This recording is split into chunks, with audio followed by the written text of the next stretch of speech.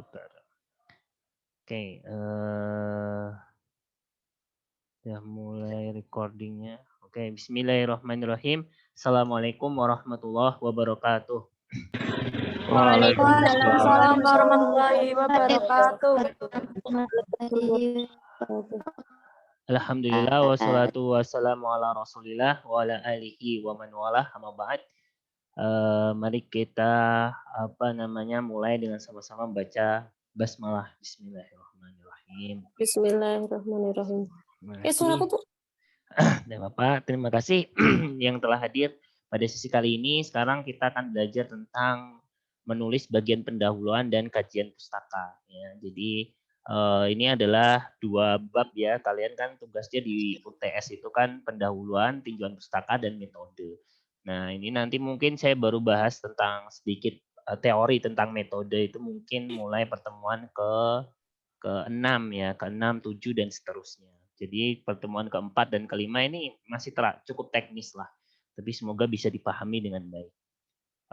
Kemudian kita coba slide yang berikutnya. Nah, introduction. Jadi pendahuluan itu adalah mulailah dengan apa yang sudah diketahui. Itu intinya ya. Ini tips-tips umumnya. Artinya yang harus ada kan pendahuluan itu setahu saya mungkin kalau dalam PKM itu mungkin 2 halaman ya paling banyak itu karena kan kita harus 10 halaman, mungkin harus 2 kita kira ngabisin halaman 2 sampai 3 halaman. Kita harus membagilah 10 halaman proposal itu supaya terbagi dengan baik ya di antaranya ya, tapi ya jangan sampai 1 halaman toh, itu berarti kita kurang data dan jangan copy paste. Jadi kalau perlu semakin banyak data yang sepadat itu semakin baik. Jadi di antaranya apa yang sudah diketahui. Kemudian nanti apa yang tidak diketahui. Mengapa penelitian itu dilakukan di tempat pertama atau mengapa ini harus dilakukan. Kemudian ada rumusan pertanyaan yang harus dijawab gitu ya dari penelitian yang kita ajukan gitu ya. Kemudian di sini ada ini tips-tips yang saya ambil ya. Nah, ini secara umum ini tips-tips. Ini adalah salah satu editor jurnal yang paling bereputasi istilahnya top levelnya lah di The Lancet ya. Tapi ini saya ambil poin. Kemudian jangan sertakan materi buku teks. Jadi bukan teori mentah-mentah diajarkan. Kalau teori mentah-mentah diajarkan terlalu mendasar, terlalu rigid, itu namanya pembelajaran bukan jurnal. Jadi kita meringkas saja sesuatu yang kita ringkaskan membuat orang itu supaya tertarik. Ya, jadi kesan umumnya aja. Jadi bukan yang sangat detail karena detail itu bukan bagian dari tugas kita itu di pembelajaran mata kuliah. Ya kan, tinjau seluruhnya dan berikan hasilnya. Jadi lebih cenderung kepada intinya pendahuluan dan pustaka itu penelitian-penelitian terkini ya. Bukan materi buku teks. Materi buku teks ini itu sering dipakai biasanya untuk menjelaskan ya memang di teori-teori sih misalnya pengertian. Tapi jarang sekali kita terlalu banyak membahas tentang teori gitu ya. Nah, kemudian akhiri pengenalan dengan penjelasan tentang pertanyaan penelitian utama, artinya rumusan masalah utama. Misalnya kami bertujuan dan lain sebagainya. Nanti kita jelaskan lebih lanjut lah ya. Intinya ada rumusan masalah di situ. Baik. Kemudian yang lain tips-tipsnya lagi bagian pengenalan mengklarifikasi motivasi untuk karya penelitian yang disajikan dan mempersiapkan pembaca untuk struktur kertas. Struktur kertas itu maksudnya struktur paper, ini terjemahannya agak ini ya, itu struktur karya ilmiah ya. Maka saya tadi nanti ada contoh ya salah satu jurnal yang kualitas baik ya di Q2 gitu, di akhir tuh selalu dia menjelaskan satu paragraf minim yang menjelaskan tentang ini nanti terdiri dari A, B, C, D itu. Tapi itu opsional sebenarnya. Nah, yang paling wajib adalah motivasi tadi. Jadi motivasi mengapa engkau menyajikan penelitian. Nah, ketika kemarin ada yang menjadikan pengalaman pribadi sebagai ya memang sih boleh saja. Cuma harus dikonfirmasi sehingga motivasi penelitian itu kuat. bagaimana motivasi penelitian kuat. Jadi kita harus juga mengerti apa yang dibutuhkan dalam dunia penelitian oleh orang lain atau dunia akademisi secara luas. Jadi bukan hanya kita aja sendiri gitu ya. Jadi apa namanya, sering saya temukan. Jadi karena saya nggak tahu, saya mau neliti Pak, loh kan itu berarti memuaskan ketidaktahuanmu saja. Tapi apakah ketika kemudian hasil menjadi penelitian itu hanya bermanfaat bagi kamu yang tidak tahu aja, maka ya kita tadi memang kuncinya diantaranya banyak membaca, sehingga kemudian ketika sampai kita mengetahui loh ini belum banyak diteliti nih, belum banyak diungkap nih. Nah, itu kemudian diantaranya itu. Contoh kemarin salah satu bimbingan skripsi saya itu kita mencoba, misalnya memang orang bahas koperasi apa namanya syariah atau BMT itu udah banyak. Tapi yang mengaitkan antara BMT dengan nelayan itu jarang sekali ada. Ya, padahal nelayan itu adalah salah satu konsumen mikro atau nasabah keuangan mikro Islam yang cukup besar terutama di Indonesia. Nah, itu contoh ya, itu apa namanya, ini tuh perjuangan kreativitas juga ya. Kemudian bagaimana konteks, nah jadi ada konteks, ada kebutuhan penilaian sebagai motivasi. Nah kemudian satu lagi, mulailah dengan yang umum dulu ya. Jadi contoh ngomong tentang Islamic Microfinance atau tentang koperasi syariah, kita ngomong secara umum ya. Jadi di Indonesia ini perkembangan lembaga keuangan mikro Islam sangat pesat gitu. Kemudian kemarin tadi ada judul apa namanya, kemarin mau masalah Korea ya. Intinya budaya Korea sangat diterima dengan baik di kalangan Indonesia gitu kan. Misalnya ada penelitian atau data, misalnya banyak sekali sekarang ada bank Korea yang Bank Korea mencaplok salah satu bank nasional di Indonesia ya, Bank Bukopin misalnya. Itu contoh. Jadi umum dulu, umum tentang masalah umum yang itu. Kemudian contoh lagi tentang aplikasi ya, kita ngomong tentang masalah hotel syariah gitu, secara umum. Oh, di Indonesia sudah mulai berkembang, ada sekian ratus atau sekian ribu hotel syariah gitu ya. Baik, itu ya diantaranya mulai dari umum semakin mempersempit. Jadi dari paragraf umum di awal mulai menyempit, paragraf terakhir itu udah sangat concern kepada apa yang ingin diteliti. Nah, itu juga rumus ya. Jadi biar gak bingung, Pak, saya harus nulis apa pertama ya, sesuatu yang umum dulu. Untuk memicu minat dari audiens Anda dan wasit itu artinya referee. Kalau kita apa namanya ya, lomba karya program itu kan mesti ada penilai ya. Dan pembaca jurnal memberikan manusia menarik yang disajikan dalam makalah Anda. Intinya sih ini apa namanya, bagaimana kita apa namanya, penelitian saya ini penting loh. Kita kan kayak ketika lomba itu harus bisa meyakinkan dewan juri bahwasanya karya kita itu layak untuk diperjuangkan, layak untuk diteliti, layak untuk didanai kalau seandainya kita ingin berjuang sampai Kemendikbud gitu ya. Otomatis ketika layak didanai, kenapa? Karena sumbangsihnya besar, kontribusinya besar, bukan hanya sekedar yaitu tadi apa namanya, hanya memuaskan misalnya karena berbasis pada motivasi pengalaman pribadi saja. Kemudian fakta bahwa fenomena belum pernah dipelajari misalnya, nggak ada yang pernah belajarkan. Kemarin seperti kita apa namanya, judul kita yang moga-moga kita nggak tahu, masih seleksi di Kemendikbud, masalah tentang dampak wisata halal Haul Habib Ali gitu di Solo itu kan. Kemarin ada yang menangkap, itu judul dari saya sampaikan di ini. Intinya ketika haul itu hotel syariah itu penuh, ya kan. Kemudian di penjagang pedagang samping kiri jalan Pasar Kliwon itu juga luar biasa. Nah, maka kemudian yang kita sampaikan adalah mengapa kok tidak ada yang mengungkapkan gitu ya secara ekonomi. Ya, ada satu lagi nih teman-teman, kalau mau ada judul, saya terinspirasi dampak wisata ziarah makam. Walaupun agak ini, tapi menurut saya ya kemarin terinspirasi dari kasus kecelakaan yang ada di Sumedang itu ya. Kasus Sumedang itu kan satu rombongan bis dari salah satu sekolah, kemudian katanya sih habis ziarah makam, ya kan. Jadi sampai ziarah makam itu sebegitu menariknya, atau bahkan mungkin saya tidak tahu ya terutama ketika sebelum Ramadan itu yang biasanya kan masif ya apa namanya ziarah makam itu. Itu contoh, tapi ini desainnya gimana, tapi yang penting kan kita berani dulu. Dan itu novelty pasti ada gitu ya, ziarah makam gitu ya. Ada nilai wisata, walaupun kalau kadang-kadang dari Islam apa namanya ini kadang-kadang yang kita pertanyakan adalah pelanggaran-pelanggaran syariat di ziarah makam. Nah itu silakan lah apa namanya selama ini apa ada enggak. Jadi ya nanti kalian bisa lihat itu juga bisa jadi topik ya apa namanya pelanggaran-pelanggaran walaupun sudah banyak diceritakan. Cuma kan kita pengennya empiris ya. Empiris itu kadang kita ke lapangan juga. Ada enggak sih ternyata memang mereka itu di kuburan itu meminta doa kepada si jenazahnya kan itu nggak boleh ya.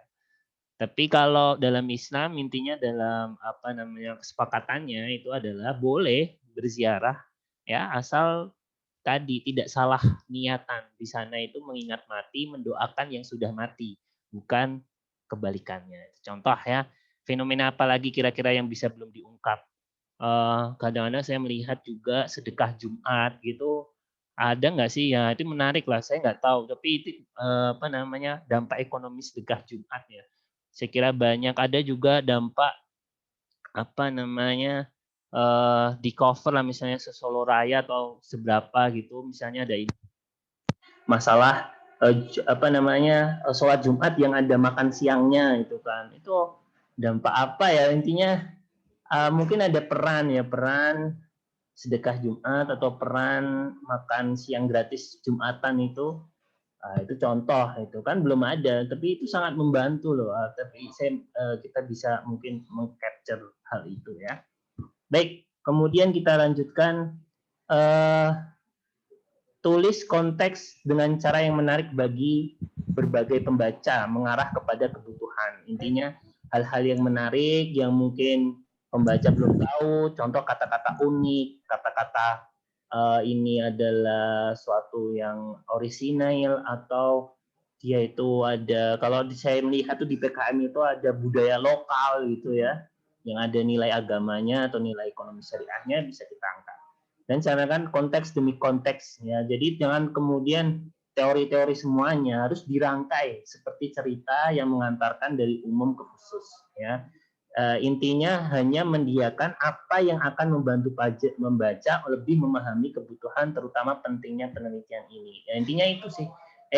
Pembaca kamu kan biar ngerti nih kenapa sih sebenarnya penelitian ini penting ini nih runtutan kalimat dari paragraf ke paragraf yang lain ya kayak disusun dengan baik.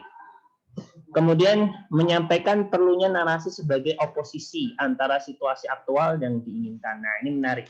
Jadi nanti terutama setelah di kajian pustaka ya ini karena gini di dunia internasional itu pendahuluan dan kajian pustaka itu kadang digabung. Sering ada yang menggabungkan, ada yang dipisah. Ya, kalau kita lihat di PKM itu panduannya itu dipisah gitu ya. Oke, kita bisa misah lah. Tapi intinya ini harus muncul kalimat narasi oposisi. Ya. Kalian tahu nggak apa itu oposisi? Oposisi artinya apa?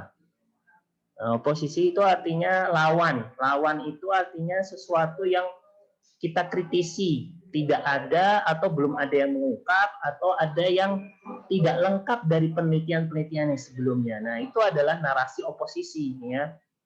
Maka dalam sebenarnya kenapa kita arahkan kepada judul-judul yang novel yang baru itu kalian supaya kritis gitu loh. Jadi jangan apa namanya judul kacang goreng kalian ikut langsung gitu, jangan. Tahu-tahu tingkat kesadaran itu kayak kurang apa namanya ya mungkin belum baca jadi lebih kritis lagi misalnya untuk orang kesadaran berekonomi syariah mungkin banyak orang yang sudah meneliti gitu tapi yang belum diteliti apa misalnya yang berekonomi syariah secara khusus contoh misalnya apa namanya mahasiswa itu memakai tabungan syariah misalnya ya jadi harus lebih khusus ya kemudian maka dari itu saya harapkan itu setelah kajian pustaka menyebutkan penelitian-penelitian sebelumnya itu harus ada kata-kata namun demikian akan tetapi meskipun demikian nah gitu jadi harus ada kata-kata narasi oposisi ya however ya nevertheless gitu harus ada itu kalau dalam bahasa Inggrisnya jadi kita tapi ya penelitian-penelitian sebelumnya itu ada sesuatu yang kurang ya harus ada narasi seperti itu Mulailah dengan menyatakan situasi aktual, jadi yang sudah diteliti itu diceritakan macam-macam ya sebagai kelanjutan dari konteks. Jika Anda merasa harus mencapai capaian terbaru secara rinci, maka katakanlah. Jadi hal-hal yang terbaru ya, contoh misalnya, tetapi ada perkembangan terbaru seputar merger 3 bank nasional syariah gitu. Itu contoh, itu kan konteks terbaru ya. Sehingga kemudian perlu diteliti lebih lanjut minat nasabah masyarakat itu dengan mergernya 3 bank itu apakah kemudian berubah atau sama saja atau justru ini ya.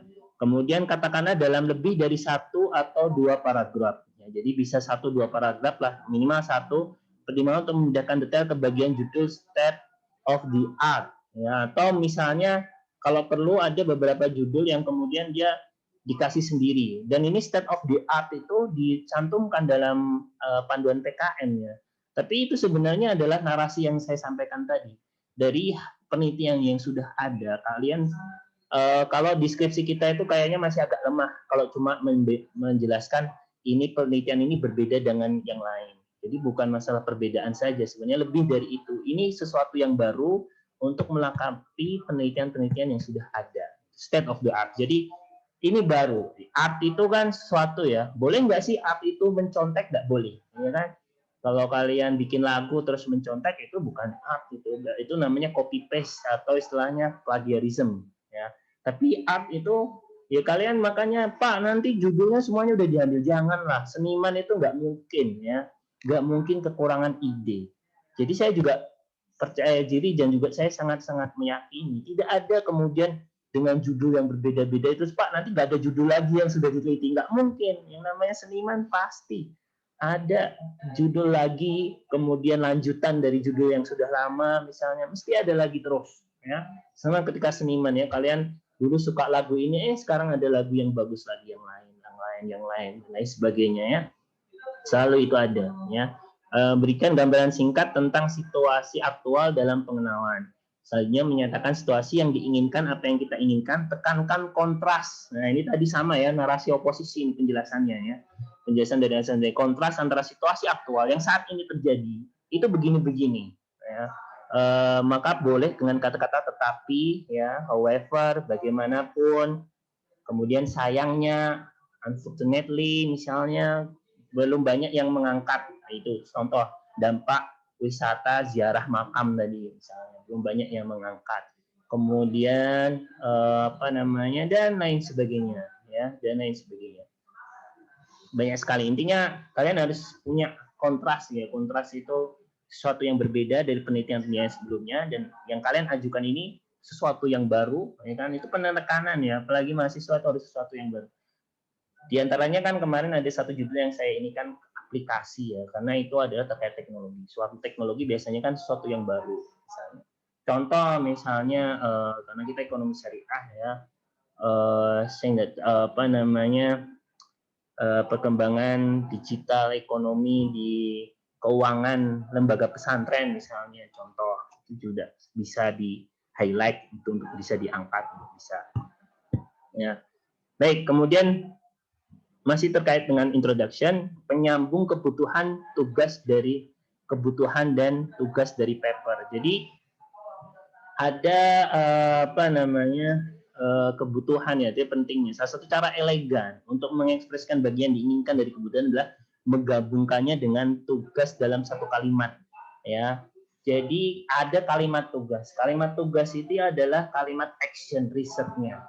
Saya ini karena tadi kan dijelaskan, misalnya contoh. Jadi ini harus ada narasinya ya. Ini penting ini. Saya ambil dari di jurnal luar negeri supaya kita biar dapat guidance yang benar. Kadang-kadang kalau nyari referensi dalam negeri itu suka banyaknya seliwer-seliwer. Jadi kita nggak mau, kita cari yang sumber yang cukup ini ya. Nah, jadi kata-katanya adalah misalnya apa? Tadi butuhnya adalah belum banyak yang meneliti tentang dampak ekonomi ziarah makam misalnya ya, dampak wisata ziarah makam. Nah, makanya untuk mengatasi masalah belum banyaknya penelitian atau belum banyaknya data yang mengungkap tentang dampak ekonomi dari suatu ini, maka kami akan melakukan bla bla bla bla, macam-macam ya. Contoh yang ini di tulisan sini ya, to confirm this assumption. Jadi untuk mengkonfirmasi asumsi ini, jadi asumsi yang baru, kemudian maka dari itu untuk mengkonfirmasi kami mempelajari tentang dampak dari bla bla bla bla bla. Ya, untuk menilai apakah ini tuh bagus daripada yang sebelumnya, maka kami melakukan uji tes bla bla bla. Ini biasanya riset empirik ya, riset eksakta ini. To form better view, untuk untuk bisa membentuk pandangan yang lebih baik dari ini, dari tentang masalah infeksi dari patogen ini, kami ini. Nah, kalian tinggal ini untuk bisa mengungkap dampak ekonomi ya. Jadi kata-katanya mengungkap ya. Kalau dalam dalam bahasa Inggris mengungkap itu apa ya? Intinya bisa mungkin atau mengelaborasi. Elaborasi itu artinya menggali lebih dalam lagi. Ya, contoh itu. Dan lain sebagainya. Jadi ada kata-kata action dari sini, mengungkapkan, mengelaborasi, mengkaji lebih dalam. Kami ingin mengungkapkan, mendeskripsikan, bisa juga macam-macam, terserahlah. Biasanya yang penelitian sosial humaniora seperti itu. Ya, jadi ini ada kalimat aksi. Ini tugas itu artinya aksi penelitian. Pengarang biasanya lebih jelas dengan lebih logis ketika memisahkan apa yang telah dilakukan penulis. Ya, jadi penulisan yang lama kan sudah ditulis. Contoh kemarin saya pernah sampaikan juga. Mengapa sih kalian disuruh memisahkan antara pengarang, judul, metode, dan hasil? Misalnya begini, kalau sudah banyak penelitian kualitatif, ya, maka kemudian kita berpikir belum banyak yang mengungkapkan penelitian secara kuantitatif dengan jumlah data yang lebih besar.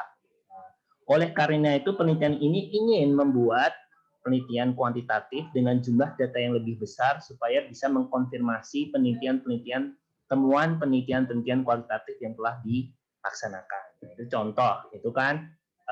Kemudian sama juga, mungkin sudah banyak yang meneliti kuantitatif, tapi yang kualitatif tetapi misalnya ya ini kualitatif semuanya, kuantitatif gitu ya. Jadi ini kualitatif kuantitatif itu pilihan, maka kita kumpulkan dulu. Kalau seandainya yang kuantitatif ini ternyata biasanya kelemahan kuantitatif itu tidak bisa detail. Jadi umum-umum aja, puas tidak puas gitu ya. Misalnya contoh, kepuasan itu sekian persen atau pengaruh signifikan. Kalau kita penelitian kualitatif, mereka itu mengaku puas karena ada alasannya itu. Narasi gitu ya. Nah, itu supaya membedakan, jadi bisa lebih detail lagi. Ya, kalau banyak, jadi Pak di dunia ini kualitatif tadi kuantitatif dulu apa kualitatif dulu? Jawabannya kayak jawab telur ayam sama ayam duluan, kadang-kadang jawabannya ya tergantung. Dalam satu kasus tertentu bisa jadi kuantitatifnya muncul dulu penelitiannya, baru kualitatif. Atau kebalikannya biasanya, lebih seringnya ya kualitatif dulu, kemudian karena penelitian kualitatif seputar itu sudah banyak, baru dibuat desain untuk melakukan penelitian kuantitatif. Ya, jadi dengan kata lain tugas ini mengklarifikasi kontribusi Anda sebagai seorang ilmuwan dengan objek nanti ya, dengan tujuan paper mempersiapkan dengan struktur kertas yang jelas, struktur karya ilmiah tadi, sehingga memungkinkan bacaan yang terfokus dan selektif. Untuk tugas, gunakan siapapun yang melakukan pekerjaan, biasanya kalimatnya kami atau penulis atau tim peneliti akan gitu ya. Gunakan kata-kata kerja yang mengekspresikan tindakan. Ya, itu diantaranya kata kerja dipakai kata masa lalu. Ini contoh ini contohnya tadi sudah saya sebutkan di awal. Nah, ini kata-katanya lah. Adanya bahasa Inggris sih. Tapi mengaplikasikan, membandingkan, mengkomputasi, kemudian menentukan, mengevaluasi, mengeksplorasi. Kalau mau itu biasanya mengungkap itu investigasi. Dan kalian pernah lihat silet gitu ya, silet investigasi. Ya. Mungkin kalian mau menginvestigasi misalnya oknum atau apa mungkin, tapi yang terkait ekonomi syariah ya, misalnya site terkait lah, atau investigasi dari tadi alasan mantan pegawai bank konvensional yang berhenti bekerja. Sebenarnya mereka karena merasa bunga itu haram atau memang karena dipecat dari pekerjaannya. Itu mungkin bisa diinvestigasi. Ya, measure untuk mengukur. Ini kata-kata yang harus muncul artinya setelah mengungkapkan tadi, setelah mengungkapkan apa namanya bahwasanya penelitian ini penting dan dibutuhkan, kemudian kita melakukan narasi yang menggunakan kata kerja penelitian ini mau ngapain. Secara umum ya, bukan detail. Karena kalau detail itu ada di metode. Ya. Jadi ini kayak kalimat-kalimat umum aja. Ya, derive itu menurunkan. Ya, di antaranya model atau di sini ada kata-kata model. Kalau bikin model, ya kalau kalian misalnya pengen bikin permodelan ada model. Jadi biasanya yang untuk investigate, elaborate juga bisa. Ini tidak terbatas dari kata-kata yang ini ya, tapi intinya ada kalimat narasi, aksi dari penelitian ini mau ngapain. Kemudian sekarang kita bahas karena ini ada kemudiannya. Jadi biar apa namanya ada ini di dalam poin PKM itu tentang masalah tujuan penelitian, ya selalu ada, ya. Jadi setelah kalian itu mengungkapkan mau ngapain secara umum, kemudian setelahnya adalah menyajikan bahwasanya penelitian ini bertujuan, ya kan, bertujuan mengapa apa yang ingin ini kan, jadi mengkomunikasikan, menyajikan, meringkas dan lain sebagainya, ya. Jadi ada kata-kata seperti itu. Nanti kan mesti ada, ya. Jadi setelah kami mempelajari atau ini, kemudian nanti tinggal dituliskan di tujuannya mengklarifikasi boleh, mempresentasikan boleh, mendiskusikan teori boleh. Silahkan apa yang mau menjadi tujuan penelitian itu. Dan itu harus wajib ada. Contoh inilah, paling banyak itu describe kalau untuk RSH biasanya ya. Mengklarifikasi juga bisa, misalnya apakah benar bahwasanya fatwa ini apa namanya sudah diterapkan oleh objek syariah yang sedang kalian teliti, mau pariwisata halal, mau lembaga keuangan syariah, mau dan lain sebagainya, ya. Untuk discuss, untuk menjelaskan, untuk menawarkan boleh. Kemudian kalau propose untuk membuat proposal atau ajuan, ya. Menyediakan, melakukan laporan dan untuk merangkum. Oke. Nah, setelah judul abstrak, pengenalan adalah yang berikutnya yang akan dibaca audiensnya. Jadi sangatlah penting untuk memulai dengan kuat. Ya, jadi data harus banyak. Jangan puas satu paragraf satu rujukan. Ini yang sering kita lihat. Satu paragraf tuh kalau bisa 5 bahkan 10 rujukan. Kok bisa Pak? Nanti kita berikan contohnya ya.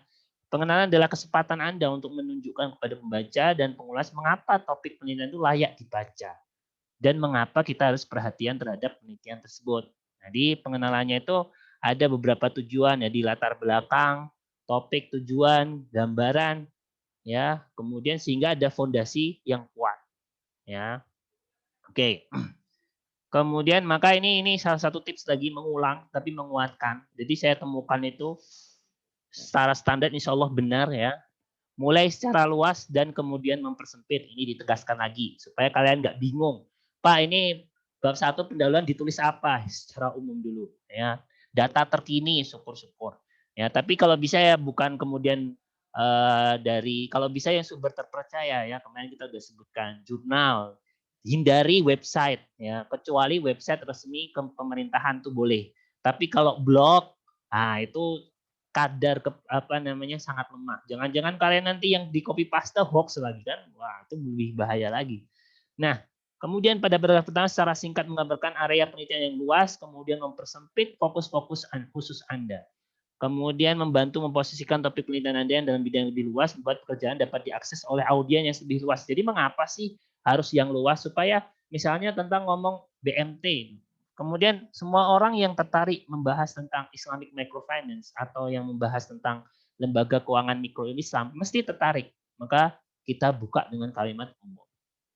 Kemudian yang harus dalam pendahuluan adalah menyatakan tujuan dan kepentingan. Ya. Makalah yang ditolak karena tidak menunjukkan pentingnya topik, kurangnya motivasi yang jelas. Ini yang kemarin judul-judul yang ada di grup Telegram itu, kemudian ya nggak jelas juga ini kesadaran gimana, emang belum banyak yang sadar. Nah, itu kan harus ada kita buktikan juga, nggak mungkin karena penglihatan kita saja, pengalaman pribadi saja, mata mata yang terbatas kita saja. Jadi kurang motivasi yang jelas. Ya, saya harapkan kalian mengungkap sesuatu yang banyak yang diungkap. Contoh itu ada kemarin yang belum banyak ya. Kemarin ada sebenarnya sudah ada yang mengungkap tentang wakaf merek dagang. Bagus sekali itu.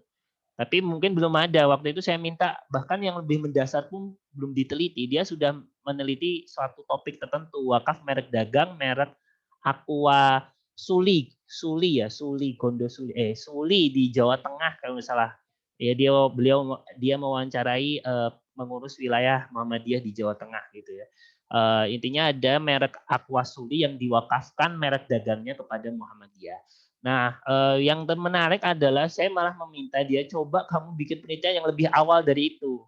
Ya, dia agak sedikit loncat. Sebenarnya harusnya banyak yang meneliti juga tentang mekanisme wakaf merek dagang. Nah, mungkin sehingga orang yang punya pengusaha-pengusaha besar atau ilmuwan-ilmuwan yang punya merek tertentu ya, yang sudah diusaha dagangkan, mereka juga akan wah saya ini kan merek udah banyak. Saya bikin Me Too, kemudian bikin Lifebuoy gitu. Udah saya mereknya ini saya wakafkan lah. Nah, tapi gimana ya caranya ya? Oh, baca paper atau tulisan jurnal yang dikarang oleh tim kalian. Itu misalnya contoh ya.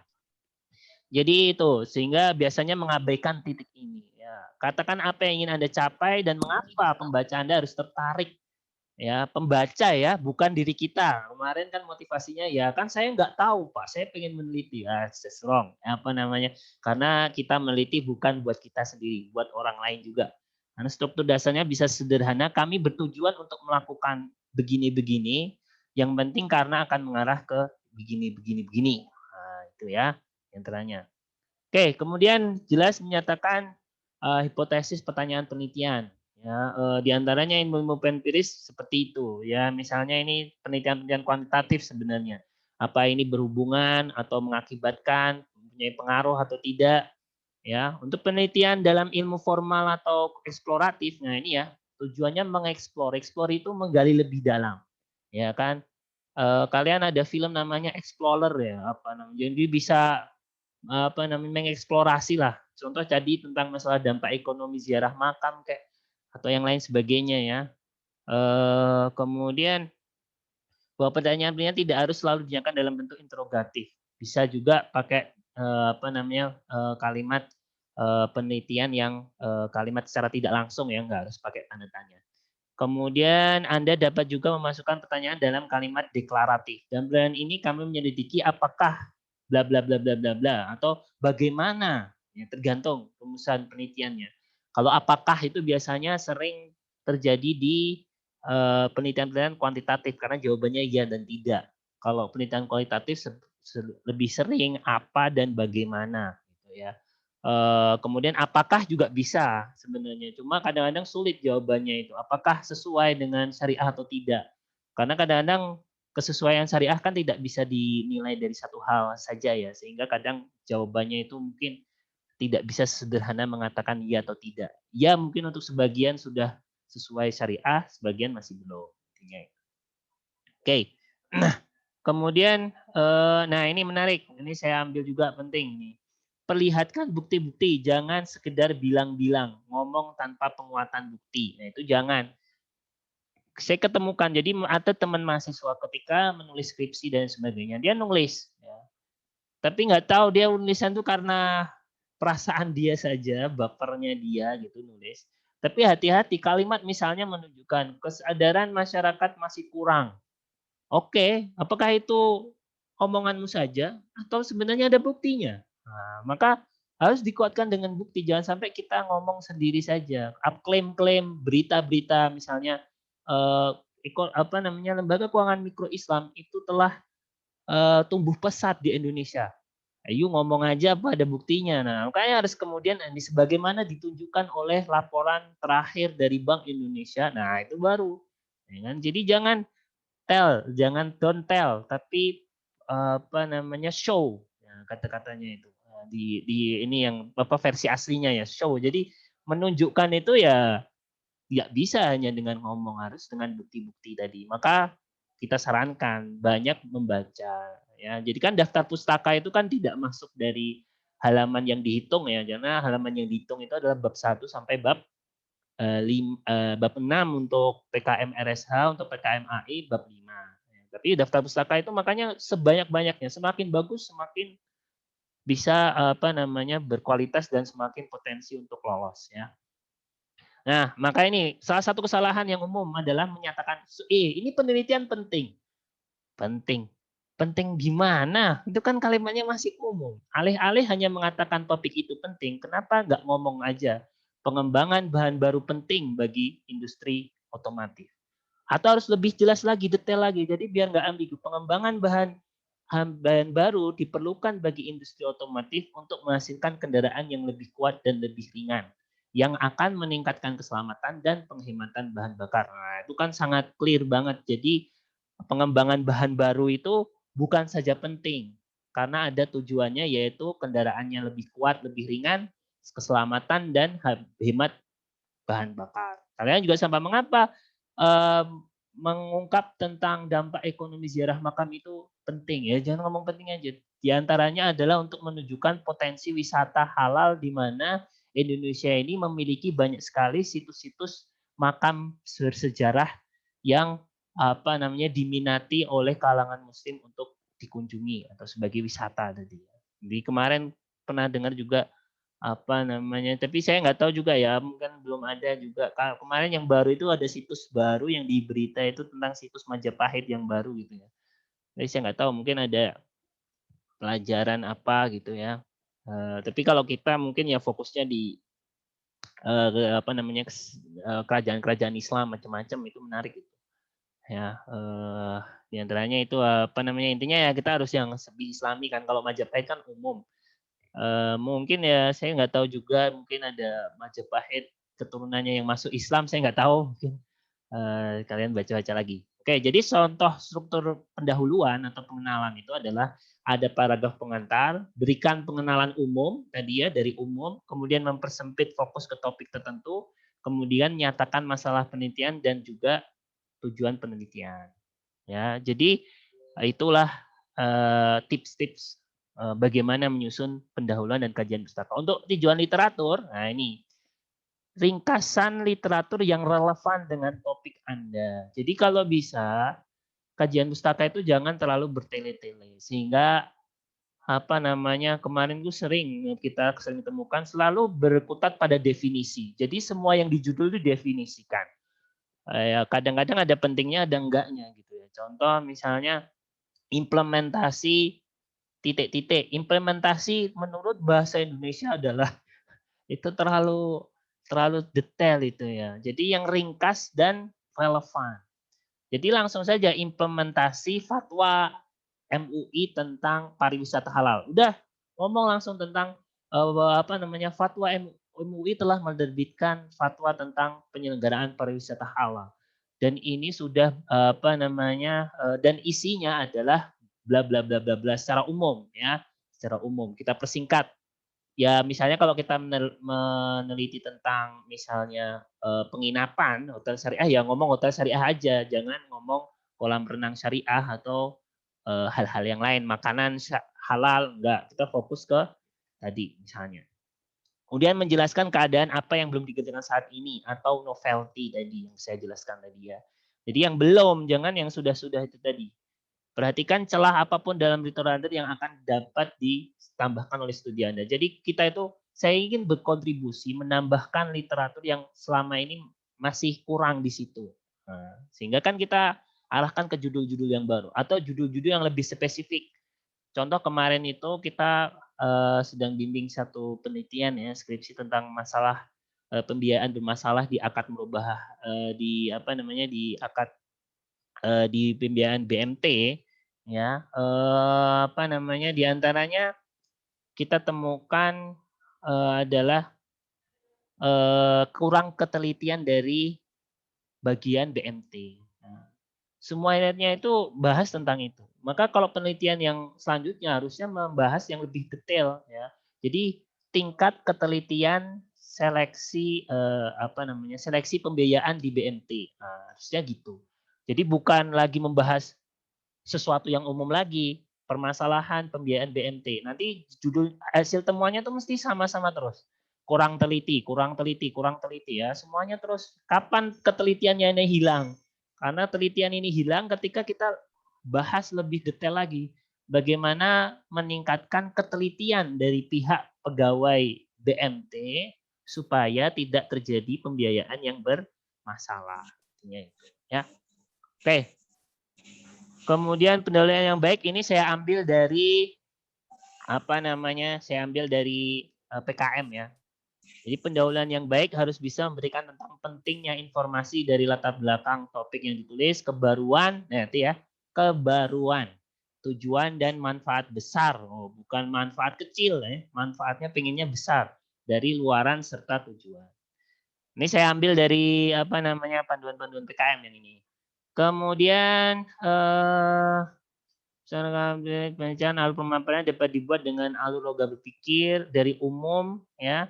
Kemudian paparan informasi sumber pustaka dalam logika yang disampaikan menunjukkan, nah ini tadi ya.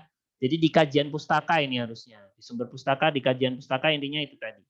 Alhamdulillah dapat ditutup dengan menyampaikan masuk tujuan serta lingkup kajian yang dilakukan serta bila perlu harapan terhadap kelanjutan hasil-hasil yang kajian yang dicapai. Ini tadi saya ambil dari PKM AI dan PKM RSH ya. Jadi bab ini diperlukan cantuan tujuan, manfaat, keutamaan, temuan, kontribusi. Kontribusinya apa dalam dunia keilmuan ya. Jadi ini latar belakang atau justifikasi ilmiah dan permasalahan. Ini kalian kalau ini sebelum saya kasih garis kuning nih. Apa yang dimaksud justifikasi ilmiah? Jadi pendahuluan itu pasti ada daftar pustakanya. Kalau nggak ada daftar pustaka berarti klaim sepihak saja. Atau mungkin kita copy paste lupa mencantumkan ininya. Saya harapkan bukan copy paste ya. Jadi kalian itu berhak, ya teman-teman sekalian saya tegaskan, kalian tuh berhak mengubah kalimat yang ada di bahan bacaan kalian. Jangan diterima mentah-mentah. Ya, jadi kalian gabungkan misalnya si ini dia ngomongkan pengawasan, yang satu ngomong monitoring. Udah kita gabungkan aja si A B melakukan pengawasan. Karena pengawasan monitoring itu sama. Itu contoh. Jadi biar nggak saklek. Karena kadang-kadang saya lihat tuh teman-teman tuh ngopi paste saklek banget. Harus kalimatnya seperti itu dan nggak diubah. Itu kalau kena Turnitin besar itu. Jadi kita kalau habis baca mau memasukkan ke paper kita, penelitian kita ubah kalimatnya. Sesuaikan dengan alur cerita yang kita sedang bikin dalam penelitian kita ya. Itulah justifikasi ilmiah tadi. Harus ada jurnal-jurnal bahwasanya contoh tadi kesadaran berekonomi syariah oleh mahasiswa itu masih sangat kurang. Kasih siapa yang meneliti sebelumnya sudah ada belum? Nah, tuh jadi justifikasi ilmiah itu penting. Memuat narasi latar belakang, fokus masalah, tujuan dari riset, serta manfaat dan potensi yang merujuk dari berbagai sumber pustaka. Sehingga apa? Pendahuluan harus paling banyak daftar pustakanya itu di pendahuluan dan kajian pustaka. Pandangan singkat dari peneliti lain yang pernah melakukan pembahasan topik terkait. Nah ini menarik. Jadi gini, kadang-kadang sesuatu yang novel itu susah mencari topik terkait yang terlalu khusus. Contoh begini. Contoh kemarin kita kemarin itu kita pernah bimbing itu salah satunya diantaranya adalah tentang misalnya salah satu metode metode pembelajaran bahasa Inggris ya kan. Itu kemarin kita pernah bimbing beberapa skripsi tentang metode pembelajaran bahasa Arab ya. Jadi ini metode sering dipakai di pembelajaran bahasa Inggris ya kan. Tapi metode kan sama-sama ya bahasa Indonesia, bahasa Inggris, bahasa Arab. Samanya apa? Ya sama-sama bahasa, beda atau Arab, bisa Inggris. Metode ini sering dipakai di penelitian-penelitian pembelajaran bahasa Inggris, tapi masih belum banyak yang memakai di pembelajaran bahasa Arab. Nah, maka metode ini tuh masih terkait ya dengan penelitian kita ini. Pak kan belum ada yang meneliti tentang metode ini di pembelajaran bahasa Arab. Ya justru itulah karena itu penelitian yang terbaru. Tapi kita boleh mengambil rujukan dari metode yang sering dipakai pembelajaran bahasa Inggris tadi. Atau yang lainnya contoh begini. Ya ini yang sering-sering ya. Oh iya kemarin ada satu cerita klasik juga. Metode, satu lagi. Metode ini, metode penelitian ya, salah satu penelitian. dipakai untuk menilai tingkat kesehatan bank konvensional gitu ya. Sedangkan kesehatan bank syariah itu belum ada. Misalnya nih contoh, belum ada ininya, caranya. Maka kemudian kita pakai ya yang biasanya dipakai konvensional ini kemudian dipakai untuk syariah, itu boleh ya. Jadi itu perbedaan metode itu. Jadi tapi yang meskipun objeknya ini konvensional tetap menjadi peneliti yang sebelumnya yang topiknya itu terkait.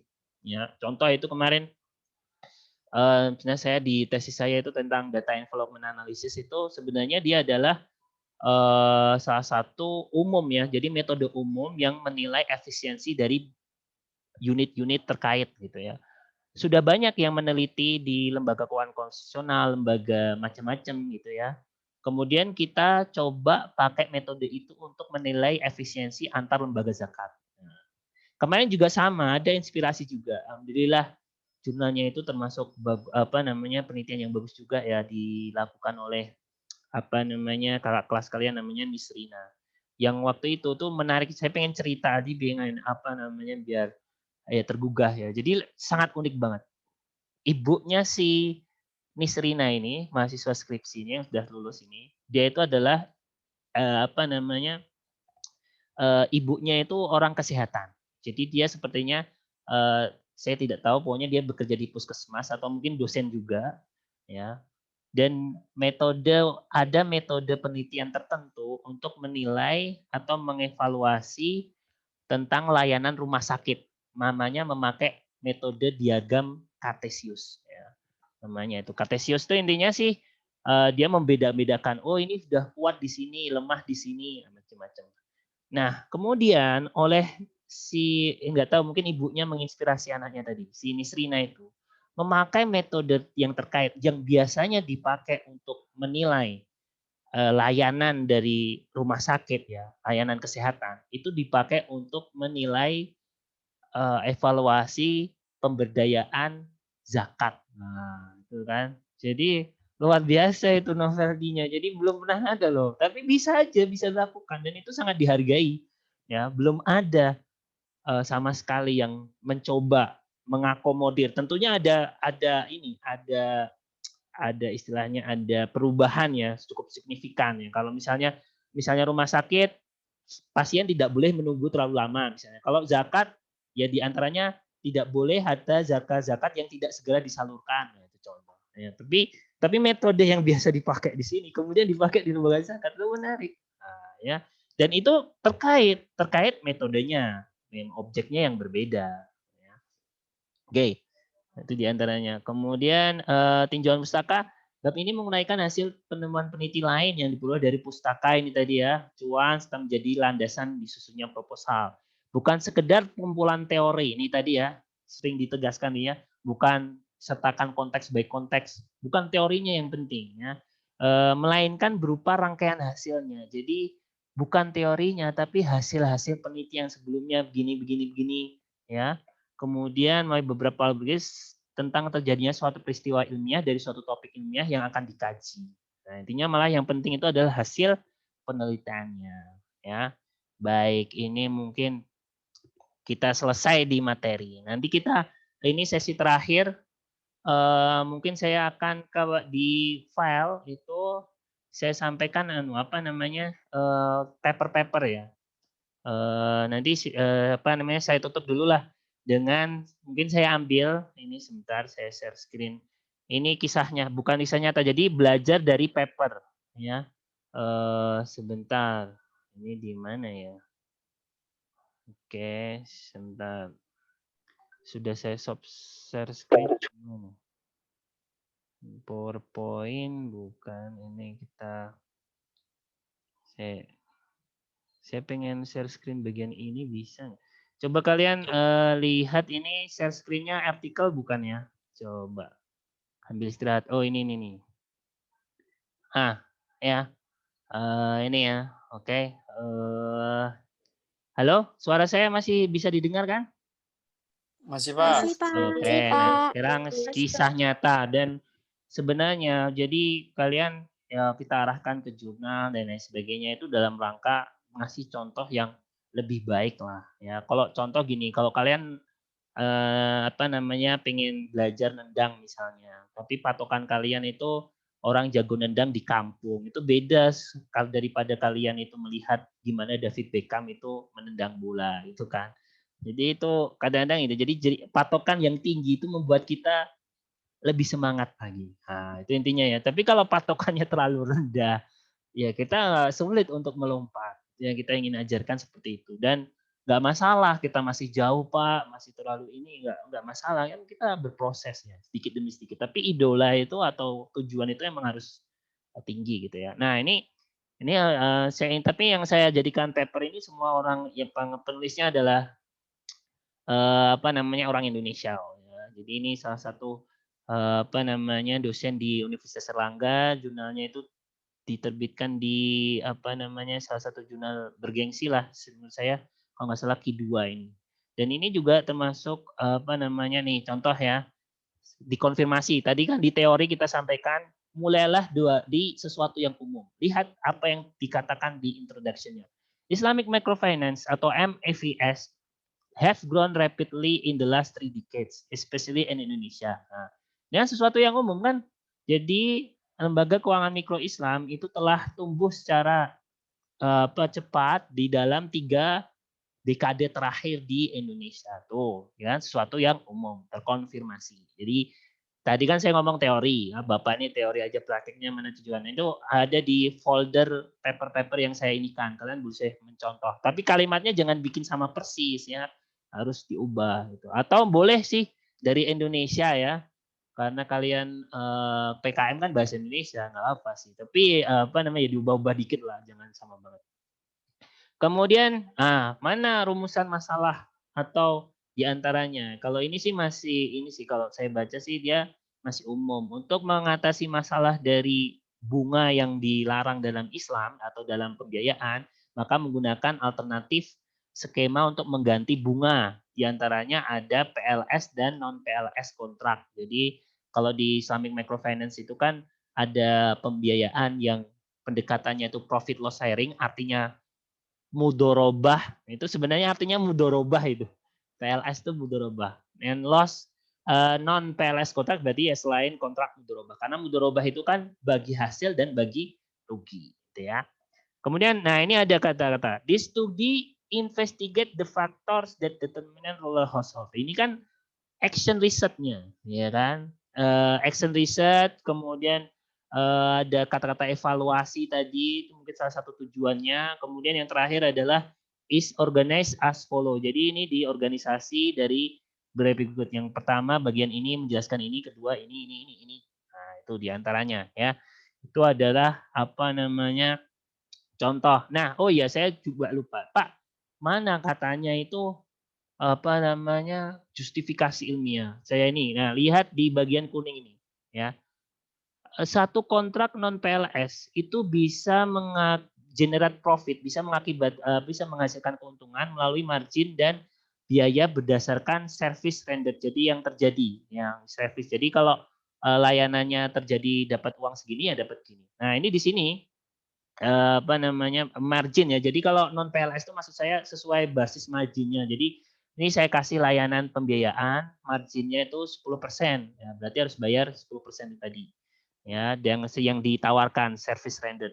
Ini lihat ada Abdurrahman et al. 1, Akhtar et al. 2, Dumel Sapkenin 3. Jadi ada 3 penulis yang menyimpulkan kata-kata ini. Maksud saya itu jadi satu kalimat 3 bukti. Ya. Kemudian ini bagian akhir ya. Ada juga saya mau jadi itu namanya kalau dalam itu body note itu istilahnya body note di akhir ya, catatan di akhir atau sitasi di akhir kalimat. Ada sitasi di awal kalimat. Sitasi di awal kalimat itu mana ya? Contoh. Nah, ini for example. Nah, ini kan kembali kita kan bahas kajian pustaka. Kajian pustaka ini dia biasanya sih memang gitu. Setahu saya banyak kan pengalaman juga pengajian pustaka itu diantaranya itu dia note-nya itu memakai sitasi di awal kalimat Ya, beda ya. Kalau di akhir kalimat itu tadi ini yang di akhir kalimat tuh. Fianto, Baidillah dan sebagainya, Rahman Rahim, Wilson tuh. Bahkan 4 bukti untuk baik salam aja. Nah, maka kalian sih saya rasakan juga gitu juga. Jadi data yang padat itu sangat keren sekali. Nah, contoh sitasi apa namanya di awal kalimat, contoh seperti ini. Telah banyak studi yang fokus terhadap rural household access to finance. Jadi adalah masyarakat desa terhadap keuangan. Jadi akses masyarakat desa ke keuangan. For example, sebagai contohnya fashion. Nah, bedanya itu kalau ini ya, jadi sitasi body note atau di Harvard dan di RPA itu dibagi menjadi 2, akhir kalimat sama bagian dari kalimat. Nah, beda ya, akhir kalimat sama bagian dari. Kalau akhir kalimat ya dia cuma sebagai ini aja, kurung, namanya itu di dalam kurung terus koma tahun. Ya. Tapi kalau sitasi itu bagian dari kalimat, ini bagian dari kalimat kan contohnya adalah sebagai contoh, nah, itu kan masuk kalimat fashion. Nah, maka kalau seperti ini tanda kurungnya itu apa namanya pindah ya, tanda kurungnya itu setelah namanya, bukan namanya masuk dalam kurung ya. Ini di dalam Mendeley harus diubah secara manual. Nah, ini untuk ini aja, tapi semuanya udah praktis. Jadi apa namanya, kalau seperti ini harus diubah manual, kita benarkan sendiri. Kita sudah klik insert citation boleh, tapi ini kita ini manual. Jadi kalian nanti bisa klik di YouTube tentang masalah variasi sitasi ya. Variasi sitasi untuk membuat seperti ini. Jadi ini memang umumnya seperti itu. Oke. Baik, mungkin ini sudah 1 jam saya kasihan juga. Ada yang contoh bahasa Indonesia. Ini saya tunjukkan. Ini menarik ini. Apa namanya tuh. Jadi lebih umum ya. Contoh ini kemarin yang saya kritik dari judulnya Raden tadi kan masih gak jelas juga kesadaran yang gimana ini. Nah, ini udah cukup ini. Faktor-faktor yang mempengaruhi minat mahasiswa bekerja di lembaga keuangan syariah. Nah, itu udah lebih ini. Contoh kalian yang lebih khusus lagi lah, misalnya berinvestasi di pasar modal syariah, misalnya. Berinvestasi di pegadaian emas syariah, misalnya, atau di pegadaian syariah atau produk khusus di syariah atau reksadana syariah, misalnya. Ya. Nah ini contoh, saya buktikan lagi ya. Ini terakhir karena udah 1 jam kasihan kalian. Tapi ini saya semangat tuh. Ya kita selalu tegaskan, teman-teman dosen yang lain juga semangat ya. Tidak hanya memberikan teori tapi praktek. Ini sebenarnya kita di praktek ya. Kita tunjukkan prakteknya. Dewasa ini pengembangan bisnis sangatlah pesat. Tak terkecuali dalam bidang bisnis syariah. Nah ini yang umum dulu. Ya, mulai dari umum dulu. Ya, kemudian nanti ada apa namanya? Ini, ada beberapa penelitian telah dilakukan, penelitian yang sudah dilakukan. Penelitian tersebut menunjukkan banyaknya faktor yang mendorong ini. Nanti harusnya ada kata-kata apa namanya?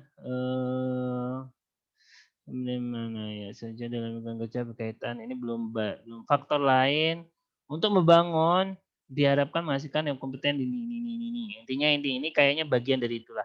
Tapi ini lebih kurang bagus lah ya. Contoh yang paling bagus yang tadi yang saya tunjukkan di awal tadi ya. Agak cukup detail tentang masalah menganalisis, kemudian yang kurang apa gitu ya. Di antaranya itu. Oke. Ada banyak sih, tapi kalau kita bahas ya nggak akan cukup.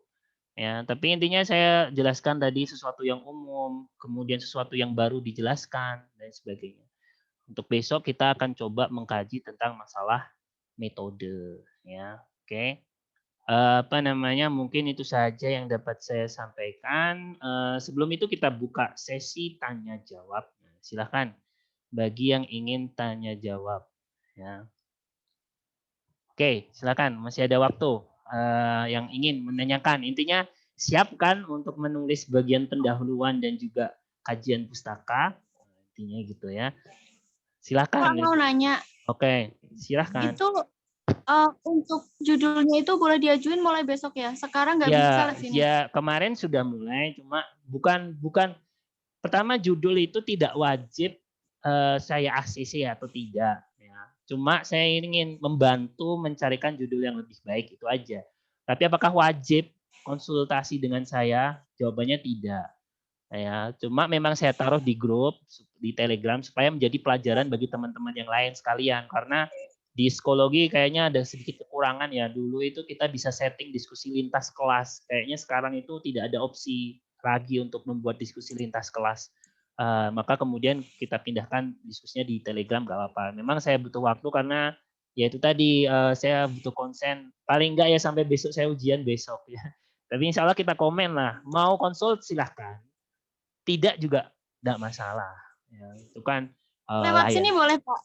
Ya lewat Telegram saja. Nanti ya setelah hari Kamis, tapi ya diperkuat lagi, dibaca lagi. Nanti saya komen. Bukan nggak mungkin, misalnya wah judulmu sudah bagus, teruskan. Pasti saya gitu. Ya, tapi kalau memang masih terlalu umum, masih terlalu belum terarah, ya kita berikan arahan. Ya, baik itu aja. Silahkan yang lain. Terima kasih. Ya Pak, saya sama-sama. izin nanya, Pak. Oke silakan. Itu kita tetap pakai itu kan Pak, lembar Oh, ke mute. Ke mute. itu kita ini kan Pak tetap pakai lembar pengesahan. Lembar pengesahan itu silakan kalian selesaikan format, tapi bukan bagian dari yang saya nilai ya. Intinya sudah ada. Tapi masalah tanda tangannya sudah ada belum itu tidak saya nilai. Karena itu nanti kalian usaha ketika menjelang penguploadan PKM-nya. Tapi yang saya nilai lembarnya ada dulu gitu ya. Namanya juga masih 3 orang nggak apa-apa. Kan memang 2 orang yang lain itu kita persiapkan nanti menjelang penguploadan. Jadi bukan sekarang. Ini intinya mempersiapkan yang hampir jadi gitu loh. Jadi udah separuh jalan lah nanti di bulan, karena penguploadan itu bulan November Oktober. Jadi kalau udah Oktober November itu kalian sudah ya tinggal ngerapikan dikit lah ya, nambah 2 orang atau diperbaiki lagi. Ya alhamdulillah kita itu kemarin itu yang berhasil ya, kemarin lolos di tingkat univ itu sebenarnya 8 atau ya. Cuma yang berhasil 8 atau 9 lupa saya, tapi yang berhasil upload terakhir itu ada 6 proposal. Setahu saya 5 penelitian RSH, yang terakhir 1 PKMK. Tapi kita tingkatkan lagi ya. Besok kalian juga bisa. Jadi nggak harus ke saya lagi. Boleh ke Pak Fauzul, dosen-dosen muda yang lain.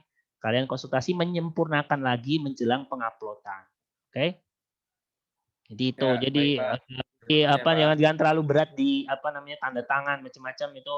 Yang penting ada karena itu disempurnakan di bulan Oktober. Tapi ya jangan lupa diupload karena kemarin banyak teman-teman yang ngambil kelas metodologi itu tidak mengupload.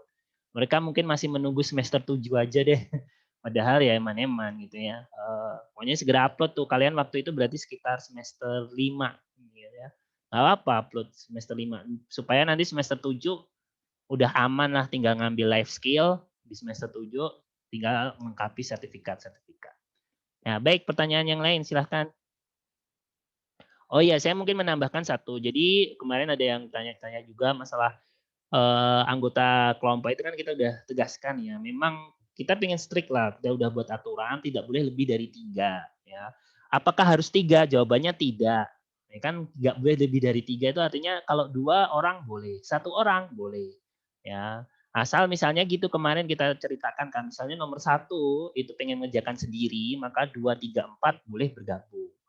Intinya gitu. Jadi tidak berjarak jauh lah dari susunan urutan. Memang tidak kita bebaskan. Nanti kalau bebaskan mesti nyari yang paling rajin dan sebagainya ya. Intinya itu. Oke, yang lain. Jadi boleh dikerjakan sendiri, 2 orang silahkan, 3 orang maksimal.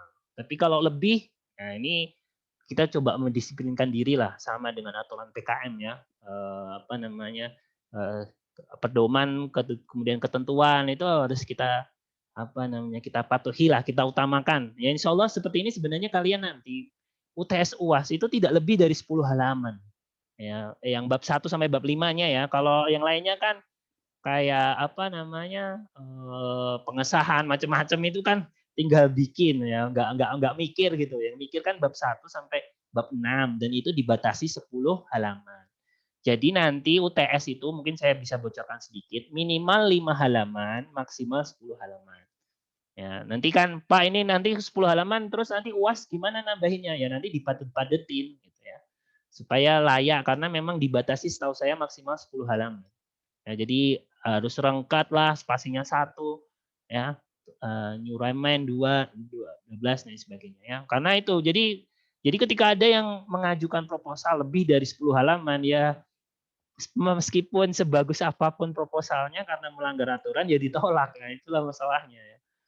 Aturan itu kadang-kadang membuat kita lebih ini. Baik, silakan yang pertanyaan yang lain. Apakah masih ada? Bisa dimengerti ya, intinya bagi yang sudah punya judul dan sudah sepakat dengan timnya, silahkan mulai bikin nyicil bagian pendahuluan dan kajian pustaka. Ya itu tadi kan, kalau seandainya misalnya target itu 5 halaman, ya kan karena minimal UTS kan 5 halaman. Ya berarti 2 pendahuluan, 1 kajian pustaka, atau 2 kajian pustaka nanti 1 halaman buat metode. Tapi enggak 5 itu minimal ya, 10 boleh, maksimal 10. Ya, enggak apa-apa, nanti memadatkan itu lebih mudah daripada nambahin loh. Jadi ngurangin kan, oh ini dibuang aja, oh ini disingkat aja, itu gampang. Tapi kalau ini kurang 5 halaman, nah itu mikirnya lebih lama. Tapi ngurangi itu kan gampang, ngurangi, mangkasin itu gampang. Tapi nambahin itu yang repot. Oke, baik, pertanyaan yang lain. Tapi yang saya harap itu tadi ya, justifikasi ilmiahnya bisa banyak. Kalau tidak ada, ya mungkin kita cukupkan sekian ya. Ya, silakan. Gini, saya sudah menghubungi teman kelompok saya, 2 orang sebelumnya, untuk kerja sama kelompok. Nah, dia mau. Terus kemudian nggak lama itu mereka kayak masa bodoh gitu dengan tugas PKM ini. Ya. Akhirnya saya memutuskan untuk kerja sendiri. Saya mulai sampai di pendahuluan, tiba-tiba yang teman kelompok saya yang 2 orang itu ngabarin lagi. Nah, saya itu gimana, dan dia pertemuan pertama sampai sekarang nggak pernah masuk Zoom sama sekali. Ya, saya kira itu kebijakan kamu sendiri ya. Artinya keputusan kelompok tidak kelompok itu individual masing-masing ya. Artinya kalau kamu masih mau membukukan pintu maaf, ya nggak apa, diterima kembali. Tapi kalau kamu memang merasa pengen ini sudah kayaknya udah saya banget, saya sendiri bisa. Ya kamu jangan, pokoknya yang penting nanti saya lihat itu di petugas itu, tiap tugas yang kalian kirimkan itu harusnya semuanya Pak, yang upload salah satu apa semua orang? Bisa salah satu, bisa semuanya ngupload.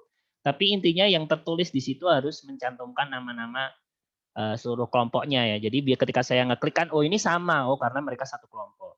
Nah, tapi kalau seandainya nggak satu kelompok, maka namanya cukup 1 orang aja. Jadi kamu declare ya bahwasanya ini individu gitu, supaya terprotek gitu ya, kalian tambahin misalnya kata-kata setelah namamu itu individu gitu. Atau kalau yang pengen semua kelompok ya dituliskan semua. Jadi setiap tugas yang jadinya itu kelompok, nama setiap anggota harus muncul.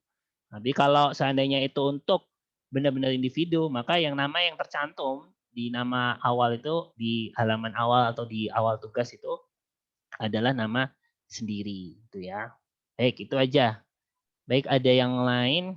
Ya saya kira itu ya. Jadi Kristika, mungkin itu kebijakan kamu. Saya nggak bisa memaksa orang untuk kemudian kamu nggak usah terima mereka aja, atau kemudian kamu ya masih pendahuluan masih wajar lah. Tapi kalau mereka kemudian mau bergabung kan kayaknya ya masih ada waktu lah. Mana masih ada UAS juga kan, masih ada UAS juga. Dan sekali lagi kemarin ada yang tanya PKM AI atau PKM RSH, dua-duanya bisa. Cuma PKM AI ada kesulitan tersendiri karena PKM AI itu harus berproses.